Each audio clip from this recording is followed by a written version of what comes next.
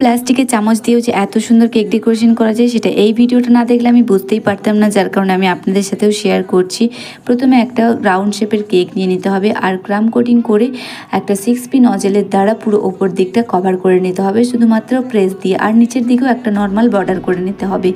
আর তারপরে মাঝখানটা pink colour cream দিয়ে পুরো কেকটাকে ভরাট করে নিতে হবে শুধু প্রেস দিয়ে। আর ওপরের দিকটা একটা ক্যাটের ফেসে শেপ দেওয়ার জন্য চকলেট গানাশ ইউজ করা হয়েছে, যেখানে বোঝা যাবে যে এটা একটা ক্যাট থিমের কেক। আর দুটো প্লাস্টিকের চামচ নিয়ে ভিডিও দেখানো অনুসারে পিঙ্ক কালারের ক্রিম দিয়ে পুরোটাকে ভরাট করে নিতে হবে। আর তারপরে ফিনিশিং দিয়ে শিংয়ের যে জায়গাগুলো সেখানে লাগিয়ে নিতে হবে, তাহলেই বোঝা যাবে যে এটা একটা ক্যাট থিমের কেক। আর তারপরে একটা 0 সাইজ নজেল নিয়ে দুটো বর্ডার করে নিতে হবে আর অরেঞ্জ কালারের ক্রিম নিয়ে জিভটাকে এঁকে নিতে হবে। আমার কাছে ভীষণই ভালো লেগেছে এই কেকটা।